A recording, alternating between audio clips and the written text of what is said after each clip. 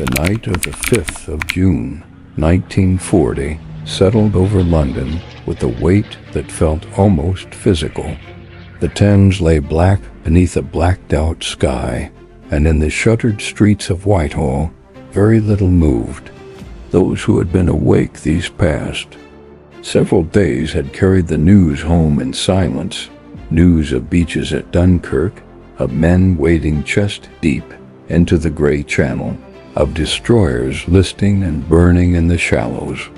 338,000 soldiers had made it home. The army of the British Empire had been driven from the continent of Europe, stripped of its guns and its armor, and pushed into the sea. And across 20 miles of dark water, the coast of France, the coast of occupied France, flickered, with the lights of a victor settling in dot in a room somewhere in that darkened city. A single lamp burned. A man sat at a desk, a cigar smoldering untouched in a tray beside him, and he was writing. Not composing speeches, not dictating grand pronouncements, but writing in the direct, blunt, impatient hand of someone who had already decided what must be done and was now merely recording the instruction. His name was Winston Churchill. He had been Prime Minister for 26 days. What he wrote that night, or in the hours just after, on the 6th of June, would, in time, change the nature of the war itself. The words were addressed to General Hastings Ismay, his chief of staff, and they carried within them a barely contained fury at the idea of passivity. Enterprises must be prepared, Churchill wrote, with specially trained troops of the hunter class who can develop a reign of terror down these coasts. He demanded a vigorous, enterprising, and ceaseless offensive against the whole German-occupied coastline. Forces that could cut a vital communication and vanish back into the darkness, he wrote, leaving in his precise phrasing a trail of German corpses behind them. The memo circulated quickly, and within days, something entirely new began to take shape, something that had no precedent in modern British military history. Its name would be borrowed from an enemy. 40 years earlier, as a young war correspondent in South Africa, Churchill had been captured by fast-moving, lightly armed Boer fighters who moved in small groups, struck from unexpected directions, and melted away before any conventional force could respond. Those fighters were called commandos, derived from the Dutch word commando, meaning a unit in the field. Churchill had never forgotten the lesson they taught. Now, a week after Dunkirk, he intended to apply it against the Germans with interest. The man who had already set the machinery in motion was a 41-year-old lieutenant colonel named Dudley Clark. Precise, imaginative, and possessed of a strategic intellect that bordered on the unconventional, Clark had submitted his proposal to General Sir John Dill on the 5th of June, the very day before Churchill's memo outlining plans for small raiding parties to be landed on enemy-held shores. Clark's proposal and Churchill's instructions arrived at the War Office within hours of one another. The alignment was almost too perfect to be coincidence. Churchill's enthusiasm sealed the matter. Within days, a call went out across the British Army for volunteers of a particular kind. The advertisement was vague by design. It asked for men willing to undertake special service of a dangerous nature. It offered no further detail. And yet the response was immediate and overwhelming. From infantry battalions and artillery regiments, from cavalry units stripped of their horses, and engineer companies still shaken from the retreat across France, men stepped forward. They were not all the same type. They were not all young. Some were experienced officers who had fought in the last war and had returned to serve in this one. Others were barely out of training, but they shared something: a restlessness, a refusal to accept that the war, having turned so badly, had therefore been decided. The newly formed commandos were divided into units of just over 500 men each unit known simply by a number: No, 2 Commando, No, 3 Commando, No, 4 Commando. The list would eventually grow to 10 units and beyond, as the concept proved not just viable, but indispensable. Their early training was improvised and brutal, conducted along the coasts of Scotland and in the cold lochs of the Western Highlands. Later, from 1942 onward, training would concentrate at Achnacarry Castle in the shadow of Ben Nevis. 6 weeks of controlled violence, sleep deprivation, cliff climbing, river crossings under live fire, and unarmed combat drills that pushed men past the edges of what they believed their bodies could endure. The grounds around the castle were marked, according to those who trained there, with simple wooden signs bearing the dates and names of men who had failed to treat the exercises seriously. Those who completed it received a green beret, a mark of distinction that would become one of the most recognized symbols of military excellence in the world. But they also received something else, something that came in a leather sheath, slid inside the webbing, worn at the hip or strapped to the forearm, and which would become, in the years of the war, the most recognizable symbol of Churchill's raiders. It was a double-edged fighting knife, its blade 7 inches of dark, tapered steel, its grip cylindrical and secure, designed by 2 former Shanghai municipal police officers, William Fairbairn and Eric Sykes, who had spent decades immersed in some of the most violent close-quarters combat the colonial world could produce. The Fairbairn-Sykes fighting knife was not a tool for cutting rope or opening rations. It had one purpose, and both its creators and its recipients understood that purpose without ambiguity. It was a weapon of the offensive. It was the physical expression, reduced to steel and leather, of Churchill's instruction to carry the war back to the enemy's door, silently and without warning. Every man who wore it carried in his belt the Prime Minister's signature in another form. What they expected, those first commandos, was perhaps something close to what they received, although the early reality was sobering in its imperfection. On the night of the 24th of June, 1940, just 3 weeks after Dunkirk, just 18 days after Churchill's memo, 115 men from the newly constituted 11 independent company crossed the channel in small, fast motor launches and touched down on the coast of occupied France near Boulogne. This was Operation Collar, the first raid of the British Commandos, and it was by most measures a modest affair. 4 separate parties landed at different points along the French coast. One party found an empty beach and returned without contact. Another advanced several hundred yards inland before turning back. Near Boulogne, a brief, violent encounter with a German patrol left 2 Germans dead and 2 British soldiers taken prisoner when their launch failed to collect them in the darkness.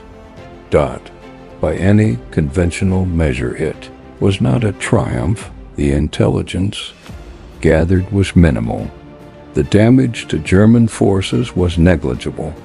The 2 men left behind would spend the rest of the war in captivity. And yet that night mattered in a way that had nothing to do with the tactical ledger. because 3 weeks after the evacuation of Dunkirk, 3 weeks after what much of the world, including many within Germany's high command, believed to be the beginning of Britain's defeat, British soldiers had crossed the Channel and set foot on occupied French soil. They had gone towards the enemy, in a summer that offered almost no reason for hope. That fact carried weight out of all proportion to its modest execution. The Germans had expected something quite different from Britain in the summer of 1940. Hitler himself had, in those weeks following Dunkirk, maintained a curious patience. He had given a speech in the Reichstag on the 19th of July that amounted to a peace offer, broadly phrased, but unmistakably an invitation for Britain to recognize the reality of its position and negotiate terms. His generals advised him that Britain would see the logic of accommodation. His foreign ministry assumed that responsible British statesmen, surveying the wreckage of their continental position, would eventually prevail upon Churchill to open back-channel discussions. What they could not fully account for, what the German strategic calculus persistently failed to price in, was that Churchill had no intention of negotiating. Not then, not ever. And the clearest possible signal of that intention was not delivered in the House of Commons. It was delivered in darkness in rubber-soled boots on the beaches of occupied France. A month later, in July, came Operation Ambassador, a raid on the German-occupied island of Guernsey. It was, in candid historical assessment, a failure. Navigation difficulties left most of the raiding party offshore. A smaller group did make landfall, but achieved little. Churchill was openly irritated. He wrote sharply to Roger Keyes, the admiral he had appointed to head combined operations, demanding that the commandos stop playing and begin conducting raids of genuine consequence. The frustration was productive. It sharpened both planning and ambition. Through the second half of 1940 and into 1941, the commandos raided steadily and with growing proficiency. Strikes along the Norwegian coast, against French fishing ports, against lighthouses and signal stations and small German garrisons. Some were minor, some went badly, but each one taught something. Each one refined the knowledge of how to move men across open water, land them in darkness, accomplish a specific objective under fire, and return them before the enemy could organize a response.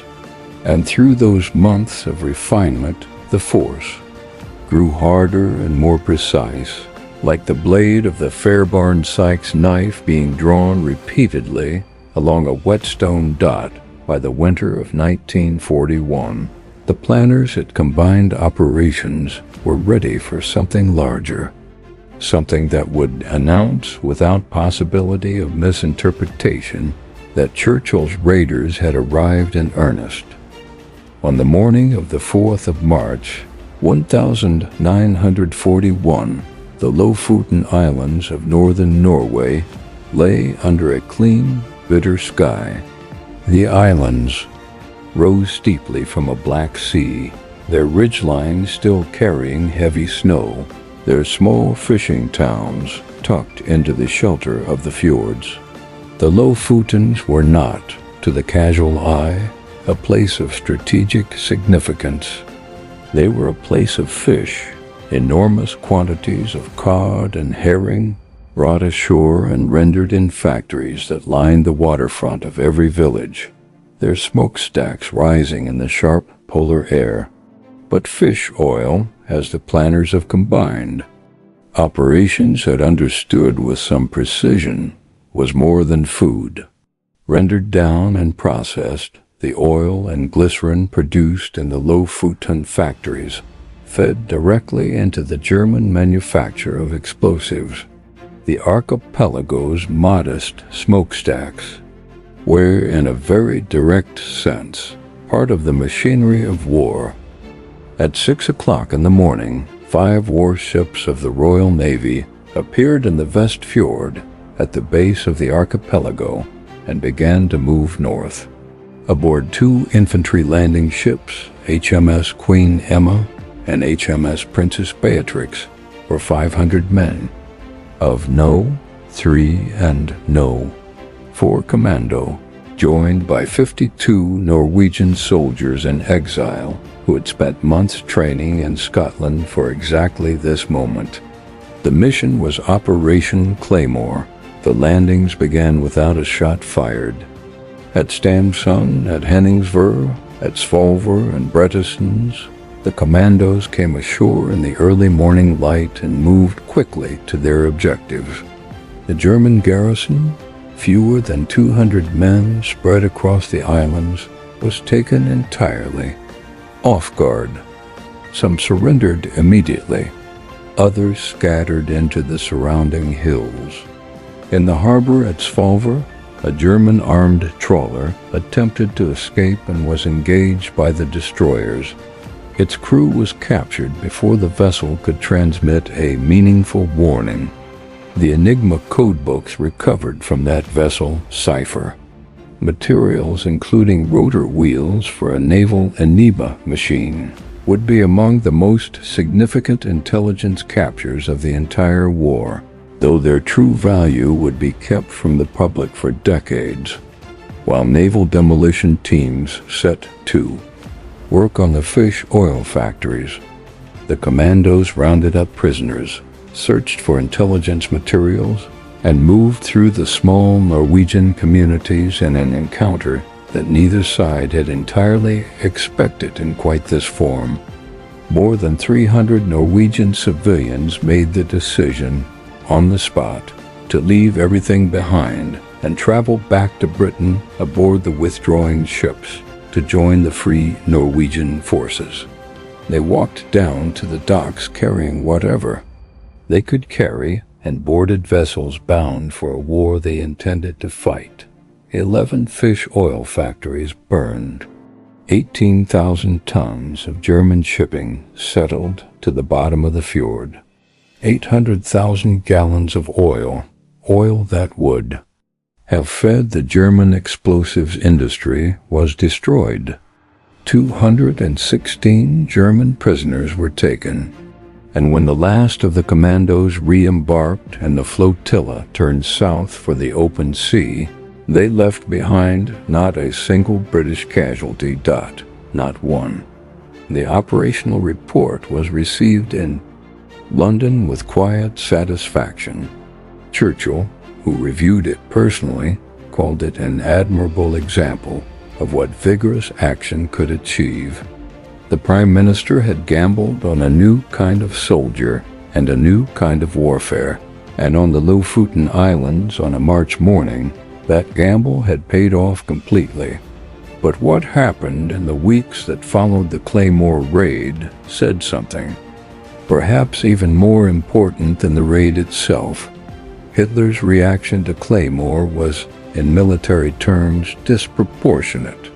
He was not alarmed by the specific damage done at the Lofotens that could be absorbed. What alarmed him was the demonstration of British capability and intention.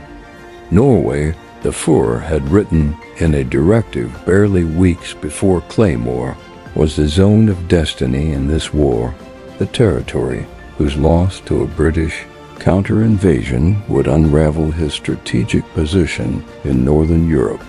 The commandos had proved at the Lofotens that they could move undetected, land at will, and strike where and when they chose. The implication in Hitler's mind was that a larger blow was coming. He began to reinforce Norway. This process of disproportionate reinforcement, this strategic misdirection that the commandos would exploit over and over, was, in retrospect, one of the most significant contributions that Churchill's raiders made to the eventual Allied victory. Each raid planted a seed of anxiety in German planning. Each raid suggested capabilities and intentions that the German High Command could not confidently dismiss. And each reinforcement drafted to Norway was a division, a squadron, a battery that would not be available at the decisive moments to come. 9 months after Claymore, on the 27th of December, 1941, the next major act was performed. The target this time was South Vigsy, a small Norwegian port on the island of Vigsy in the middle stretch of the Norwegian coast. The planning for Operation Archery had been painstaking. The force assembled with care. Nearly 600 men, the main body from No. 3 Commando, under Colonel John Durnford Slater, augmented by troops from No. 2 and No. 6 Commando Norwegian volunteers, and supporting specialists. The naval element was substantial. The cruiser HMS Kenya, 4 destroyers, 2 infantry landing ships, and a submarine acting as a navigational beacon.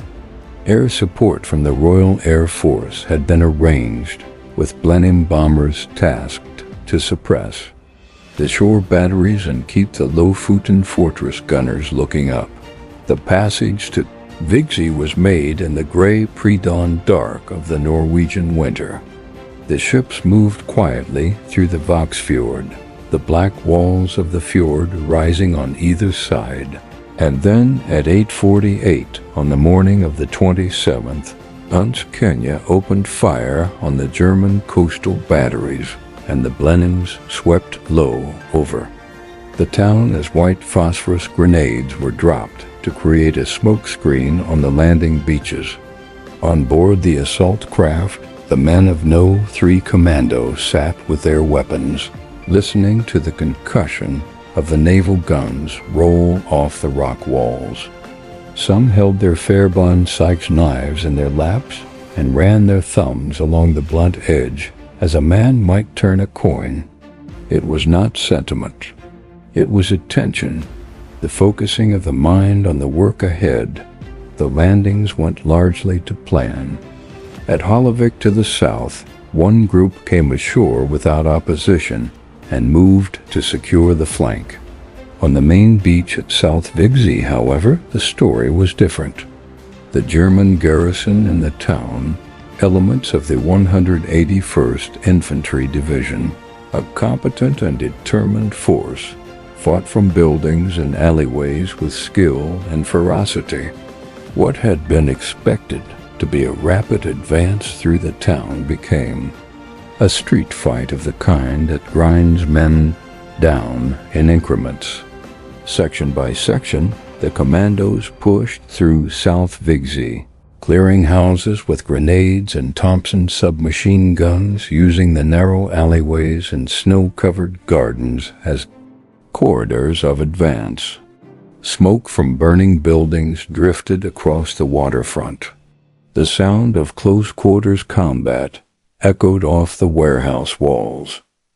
Among those who fought in the streets of South Vigsy that morning was Captain John Giles, whose recommendation for the Military Cross would later note that he led his men through the town's main street under sustained fire without faltering. Sergeant Alfred Ramsey silenced a machine gun position at close range after his section had been pinned down for several minutes. Private Herbert Tingley was wounded early in the fighting and continued to advance. These were not exceptional acts. In the sense of being uncommon that morning, they were representative of what was being asked of and given by Churchill's raiders in almost every moment of a 4-hour battle. By noon, the fighting at South Vigsy was over. The accounting was stark and honest. The commandos had lost 20 men killed and 57 wounded, harder losses by far than Claymore, a reminder that the enemy was learning and that the price of carrying the war to occupied Europe was measured not only in plans and intentions, but in the permanent absence of specific men. Between 110 and 130 Germans lay dead in the streets and buildings of South Vexi. 98 more were prisoners. 4 fish oil factories had been destroyed, along with warehouses, fuel tanks, the telephone exchange, the German barracks, and the steamship wharf. The Navy had sunk 10 vessels amounting to 18,000 tons. From the German trawler Fane, intelligence teams had recovered radio call signs for every German vessel in northern European waters docked, and once again, the true dividend of the raid was not fully visible in the operational ledger, because when news of Vexi reached Adolf Hitler's headquarters, the Führer's alarm, already elevated by Claymore, reached a pitch that bordered on irrationality. He summoned his commanders and declared that Norway was under direct threat of British invasion. He moved the major fleet units of the German Navy north, the Tirpitz, the Scharnhorst, the Gneisenau, the Lutzow, the Hipper, and the Prinz Eugene, into Norwegian fjords, where they would spend the remainder of the war effectively immobilized, too fearful of British action to venture out, too large to ignore. He dispatched Generalfeld Marshal List to survey Norwegian defenses. He authorized reinforcements of 30,000 additional men. He ordered the construction of an unbroken defensive belt along the entire Norwegian coastline. The Commandos had done this. 570 men on 2 December days had convinced the commander of the most powerful military machine in the world to divert his strategic reserves to a theater where no major Allied offensive was ever intended. By the time of the Normandy landings in June 1944, the German garrison in Norway had swollen to nearly 400,000 men, 400,000 soldiers with all their armor and artillery and logistics, waiting for an invasion that never came, pinned in place by the memory of Churchill's raiders and the anxiety that memory had permanently installed in Hitler's strategic calculations. Those 400,000 men were nowhere near the beaches of Normandy on the 6th of June, 1944. Their absence was, in part, the inheritance of Operation Claymore and Operation Archery, and the dozens of smaller raids that preceded and followed them. The men who carried out those raids came from every corner of the British Empire and beyond.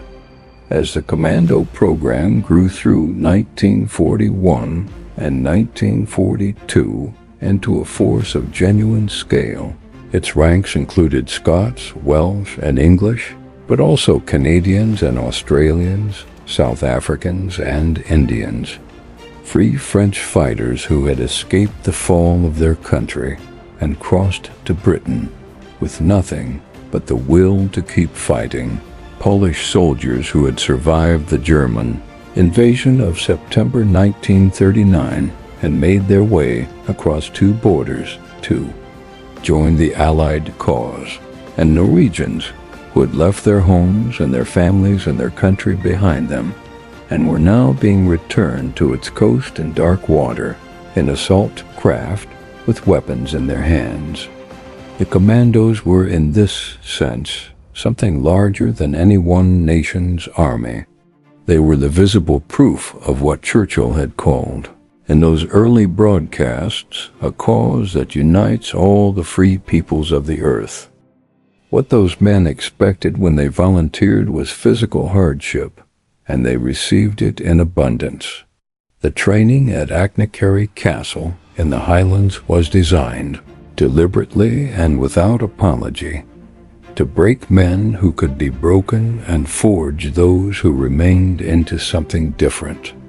The 6-week course involved river crossings in full equipment, cliff ascents in rain and darkness, speed marches over 20 miles of mountain terrain, live firing exercises in which the rounds were close enough to instill the appropriate respect for accuracy, and hand-to-hand combat instruction delivered by men who had spent their careers in the most dangerous cities of the British Empire and had no patience for anything short of complete commitment. The grounds around the castle held, by the end of the war, a set of wooden grave markers, each bearing a name and a date, each marking the theoretical death of a man who had failed to take an exercise seriously enough. There were no real bodies beneath those markers, but the message they delivered was entirely real. What those men did not fully expect, what no man can entirely anticipate, regardless of how thorough his preparation, was the specific texture of combat in the places where the raids took them. The smell of a burning fish oil factory on a Norwegian waterfront on a winter morning. The sound a town makes when it is being fought through room by room. The cold of channel water at 2 in the morning. The weight of a wounded comrade being carried over broken ground in the dark. The silence that follows gunfire. These things could be trained for, and yet never quite replicated. They could be prepared for, and yet never fully anticipated. The men who experienced them carried them home in ways that did not always translate into language, and some of them did not come home at all. The transformation wrought by Churchill's raiders was not only strategic, it was ideological and moral in a way that reached deeper than any tactical result. The German military philosophy of 1940, and it was a genuine and carefully cultivated philosophy, rested on the premise that the initiative in warfare belonged to those with the most powerful conventional forces, the best equipped armies, the longest supply lines, and the most divisional strength. It was a philosophy of mass, and by that measure, in the summer and autumn of 1940, Britain had been found wanting. The Commandos challenged that philosophy at its foundations. They said, in action rather than words, that initiative was not the exclusive property of the side with the most tanks, that a small group of men, well-trained and correctly led and operating with precise intelligence, could reach into any territory the enemy controlled and make him feel unsafe. They said that no coastline was secure, no harbor was beyond reach, no factory was untouchable, no garrison, however settled in its routine, could guarantee that the night would pass without violence arriving from the direction of the sea. Hitler understood this message, which is why it terrified him. He responded to it by issuing, in October 1942, the Commando Order, a direct instruction that any captured commando soldier was to be handed to the Sicherheitsdienst and executed without trial, regardless of whether they had been taken in uniform or following the rules of war. It was an illegal order under every convention that governed the treatment of prisoners. It was also an admission.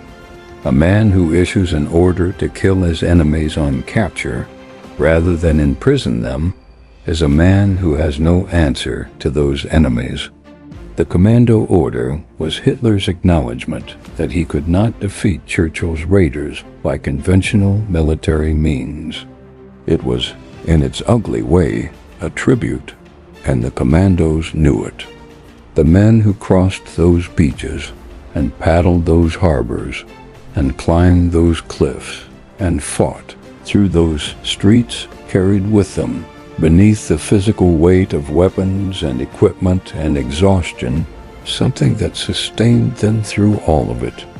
Not ideology in the abstract, not political theory, but something simpler and more durable, the knowledge that they were doing something that mattered, that could not be done by the passive acceptance of defeat, and that every night they spent on an enemy shore was a night the enemy spent in fear rather than in comfort. They were, in the most literal sense, the embodiment of Churchill's instruction. They were the reign of terror in the years that followed those early raids. The Commandos grew and evolved and eventually merged into the larger machinery of the Allied offensive that culminated on the beaches of Normandy in June 1944, where commando units fought alongside the largest amphibious force ever assembled, carrying forward skills and techniques and institutional knowledge that had been purchased yard by yard and year by year in the darkness off the coasts of France and Norway. The men who waded ashore on D-Day did so partly on the shoulders of those who had gone before them, those who had proved the crossings could be made, the beaches could be taken, the enemy could be found and struck and left behind in the night.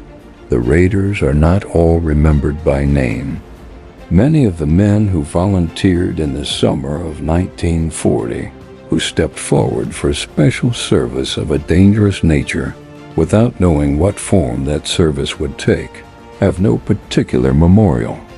They appear in unit roles and in operational summaries and in the brief personal histories kept in regimental archives, and in some cases in the letters that their families kept long after everything else was gone.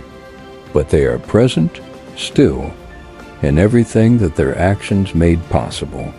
In the absence of 400,000 German soldiers from the Normandy battlefield, in the Enigma code materials that the cruiser delivered to Bletchley Park, and in the intelligence those materials yielded over the months and years that followed, in the design of every special operations doctrine that came after them, and in the traditions of every elite unit that drew its lineage from the first men who answered Churchill's call. What Churchill had grasped in those dark hours after Dunkirk, sitting alone in a blacked-out building with a cigar burning untouched beside him, was something that went beyond military tactics. He understood that war is, at its most fundamental level, a contest of will, that the side which refuses to accept the terms that defeat offers retains, as long as it refuses them, some portion of the initiative, that the right kind of man, set to the right place at the right moment, could plant in the enemy's mind a doubt that no amount of conventional force could entirely eradicate, and that the knife, the silent, purposeful, double-edged Fairbairn Sykes knife, worn by every man who wore the green beret, was not merely a weapon. It was a statement of intent, a declaration carried in steel and leather that the war would be taken to the enemy's shore regardless of the cost, regardless of the odds, and regardless of how long it required. When the last of the Commandos came home from the last of their raids, when the occupied coasts of Europe were occupied no longer, and the men who had crossed them in darkness returned to the ordinary light of peacetime, many of them kept the knife. They kept it not as a souvenir or a trophy, but as a touchstone, a piece of the thing they had been, a reminder of the principle they had embodied. Churchill's raiders had been the offensive spirit of a nation reduced to its island, given form and function, and sent across the water. They had proved in the most unambiguous way possible that the defensive spirit he had warned against in that June midnight memo was not inevitable, that it could be refused. that it had been refused by men in small boats on cold seas, moving through the darkness toward a coast that history had not yet finished with, carrying in their belts the thin blade of an argument that could not be answered by any order, however brutal, and could not be extinguished by any force the enemy had yet brought to bear. The Green Beret outlasted the war. The Fairburn Sykes knife outlasted the war, and the truth they carried forward, that a free people, properly led and properly committed, can carry the fight wherever it needs to go, has outlasted both of them and will outlast everything that comes after.